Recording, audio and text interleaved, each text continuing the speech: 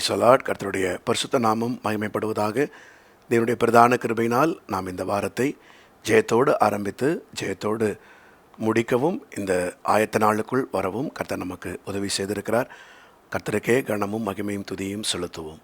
இந்த நாளிலும் கர்த்தர் உங்களுக்கு கொடுக்கிறதான வார்த்தை லூக்கா எழுதின சுவிசேஷம் 18ஆம் அதிகாரம், அதிலே 10ஆம் வசனமும் 14ஆம் வசனமும். Luke Gospel chapter 18 verses 10 and 14. 2 மனுஷர் ஜெபம் பண்ணும்படி தேவாலயத்துக்கு போனார்கள். ஒருவன் பரிசேயன், மற்றவன் ஆயக்காரன். அவன் அல்ல, இவனே நீதிமானாக்கப்பட்டவனாய் தன் வீட்டுக்கு திரும்பி போனான் என்று உங்களுக்கு சொல்லுகிறேன். ஏனெனில் தன்னை உயர்த்துகிறவன் எவனும் தாழ்த்தப்படுவான், தன்னை தாழ்த்துகிறவன் உயர்த்தப்படுவான் என்றார். கர்த்தருடைய பரிசுத்த நாமத்துக்கு மகிமை உண்டாவதாக. அன்புக்குரியவர்களே, இந்த ஆயத்த நாளிலே கர்த்தர் உங்களுக்கு கொடுக்கிற வார்த்தை, ஆயக்காரனின் ஆயத்தம் தேவனை உங்களுக்காக செயல்பட வைக்கும். ஆயக்காரனின் ஆயத்தம் தேவனை உங்களுக்காக செயல்பட வைக்கும். கர்த்தருடைய பரிசுத்த நாமத்துக்கு மகிமை உண்டாவதாக.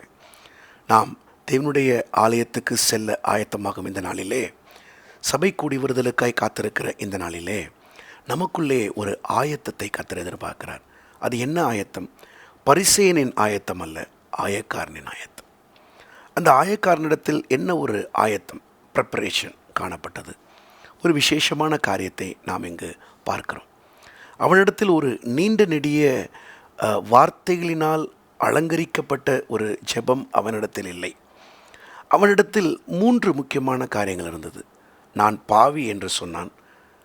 இரண்டாவது, அவன் சொன்னான் கிருபை எனக்கு வேண்டும் என்று சொன்னான். 3 சொன்னான், அதை மாத்திரமே நீங்கள் தான் தர முடியும்னு சொன்னான். பாவியாகிய என் மேல் கிருபையாய் இரும். இவ்வளவுதான் அவனுடைய வார்த்தைகள்.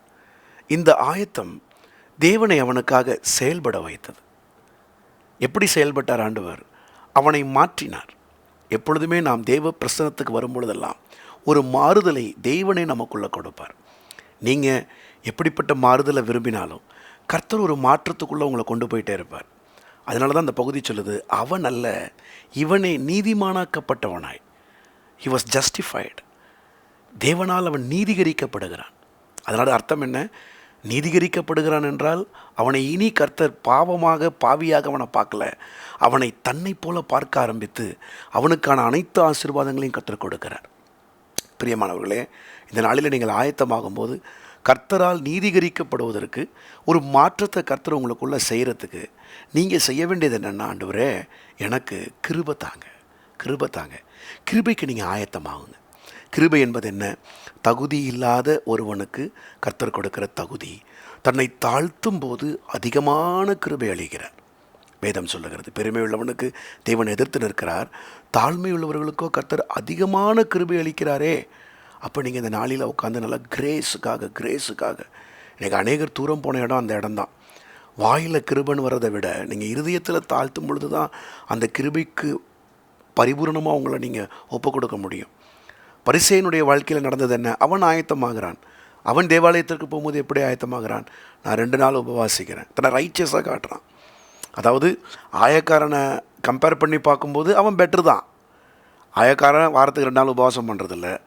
ஆயக்காரன் வாரத்தில் தசோபாவம் கொடுக்கறதில்ல. ஆயக்காரன் விபச்சார அந்த மாதிரி வேலையிலலாம் அவன் கொஞ்சம் ஈடுபட்டு வந்து கர்த்தரிடத்தில் மன்னிப்பு கேட்குறான். ஆனால் இவன் எல்லாத்துலேயுமே தன்னை சுத்தமாக காத்துக்கொள்கிறான். ஆனால் அவன் இப்போ பிரச்சனை என்னென்னா, அவனுடைய சுத்தமே அவனுக்கு தடையாக மாறுது. அவனுடைய பரிசுத்தமே அவனுக்கு தடையாக மாறுது. தேவன் அவனிடத்தில் செயல்பட முடியாமல் அவனுடைய பரிசுத்தமே, அவனுடைய நீதியே அவனுக்கு அங்கு பங்கமாக போகுது. இன்றைக்கு அநேகருடைய வாழ்க்கையில் இந்த ஆவிக்குரிய சில காரியங்களை நம்ம செய்கிறது நல்லது, நம்ம செய்யணும், அது கர்த்தர் நம்ம கொடுத்ததான கிருபை. ஆனால் அதுவே கிருபையை பெற்றுக்கொள்வதற்கு நமக்கு தடையாக மாறக்கூடாது. நம்ம நல்லா ஜெபிக்கிறது நல்லது, முழங்காலிட்டு ஜெபிக்கிறது நல்லது, சத்தம் போட்டு ஆராதிக்கிறது நல்லது, கர்த்தரை கைத்தட்டி பாடுறது நல்லது, நல்லா பரிசுத்தமான வாழ்க்கை நல்லது, இதெல்லாம் நல்லது தான். ஆனால் இந்த ரைச்சியஸ்னஸ்ஸே, இந்த நீதியே அது சுயமாக மாறக்கூடாது. அது மாறிட்டுனா கிருபையை நாம் இழப்போம். கிருபை இழந்தால் என்ன நடக்கும்? தேவன் செயல்படுத்த வேண்டிய காரியங்கள் செயல்படப்பட முடியாமல் போகுது. அப்போ நீங்கள் எப்போதுமே ஒரு காரியத்தை ஞாபகம் வைத்துக் கொள்ளுங்கள், மற்றவர்களோடு நம்மளை ஒப்பிட்டு பார்த்தே வாழக்கூடாது. தேவனோடு மாத்திரம்தான் நம்மளை ஒப்பிடணும். ஏனென்றால் அவர்தான் நமக்கு ஒரு அழைப்பை கொடுத்துருக்கிறாரு. அவரை போல நம்மளை மாற்றுவேன்னு ஒரு அழைப்பை கொடுத்துருக்கிறார். அந்த அழைப்புக்கு பங்குள்ளவர்களாக நாம் தேவனோடு நம்மை ஒப்பிட்டு அதுக்கு மாறுறது அவ்வளோ ஈஸியான காரியம் இல்லை, கஷ்டம்தான். அதுக்கு தான் இந்த நாளில் கிருபை தாங்க ஆண்டவரே, கிருபை தாங்க ஆண்டவரே, உங்கள் கிருபையை பற்றி கொள்கிறப்பா. ஜெபிப்பது உங்கள் கிருபையினால், இருப்பது உங்கள் கிருபையினால், உபவாசிப்பது உங்கள் கிருபையினால், சபைக்கு போகிறது உங்கள் கிருபையினால், எல்லாமே உங்கள் கிருபையினால தான், என் கிரியைகளினால் அல்ல என்கிற அந்த பகுதிக்கு நம்ம ஆயத்தமாகும் பொழுது கர்த்தர் ஆயக்காரனை மாற்றினது போல பாருங்கள். ஆயக்காரன் ஆயத்தமாக்கப்பட்டப்ப ஆண்டவருக்கு தூரமாக நிற்கிறான். ஆனால் ஆயத்தப்பட்ட பிற்பாடு, கிருபையை பற்றி கொண்ட பிற்பாடு அவன் எங்கே திரும்ப வர்றான்? ஆண்டவருக்கு பக்கத்தில் வந்துட்டான். அதனால தான் அந்த இடத்துல ஆண்டவர் சொல்கிறாரு, அவன் அல்லன்றார். அவன்னா அவன் எங்கேயோ எய்த்தாப்பில் நிற்கிறான், பரிசேயன் எய்த்தாப்பில் தான் நிற்கிறான், கிட்டே வரல. இவன்றாரு. அப்போ இவன்னா யார்? இவன் கிட்டே வந்துட்டான். நம்ம எப்போதுமே பக்கத்தில் இருக்கும்போது இந்த பொருள் அந்த பொருள்னோ, இந்த பொருள்னா என் பக்கத்தில் இருக்க பொருள், அந்த பொருள்னா தூரமாக இருக்க பொருள். அவன்னா அவன் தூரமாக நிற்கிறான், இவன் கிட்ட நிற்கிறான். அப்போ உங்களுக்கு புரியுதா? கிருபையில் ஆயத்தமாக்கப்பட்டவன் அப்படியே நெருங்கி வந்துடுறான், கிட்ட வந்துடுறான், கிருபையை பற்றி கொள்கிறான்.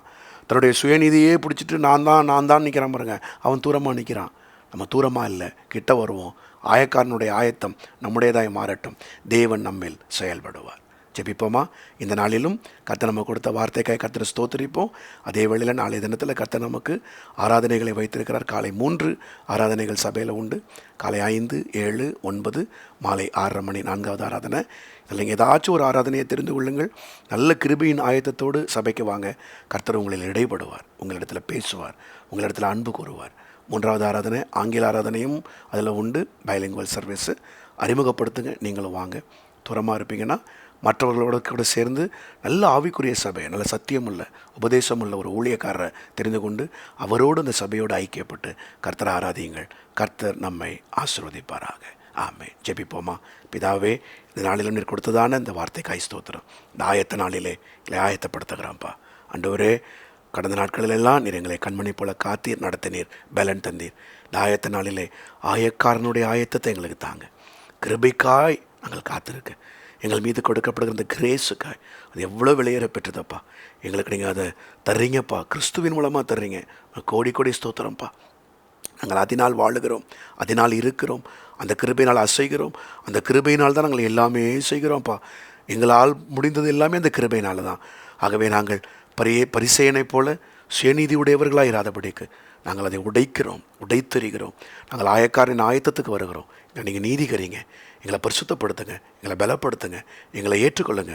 எங்கள் தகுதி உங்களாலேயே உண்டாயிருப்பதாக, இப்பொழுது மாத்திரமல்ல எப்பொழுதும் உண்டாயிருப்பதாக. இந்த தகுதியோடு உங்கள் பிரசனத்துக்கு வரவும், உங்களை சந்திக்கவும், எங்களை பலப்படுத்திக் கொள்ளவும் கர்த்தர் எங்களுக்கு கிருபை தந்து நடத்துங்கப்பா. நாளைக்கு ஒப்புக் கொடுக்குறோம். தெய்வ பிள்ளைகள் இதற்கு தங்களை முற்றிலும் ஒப்புக் கொடுக்க உதவி செய்யுங்க. சகல துதிகான மகிமையெல்லாம் உமக்கு ஒருவருக்கே நாங்கள் செலுத்துகிறோம். இயேசுவின் நாமத்தில் கேட்டுக்கொள்ளுகிறோம் நல்ல பிதாவே. ஆமென், ஆமென், ஆமென். God bless you. கர்த்தர் உங்களுக்கு கிருபை தந்து உங்களை தகுதிப்படுத்துவாராக. வாருங்கள், கர்த்தரை ஆராதிப்போம்.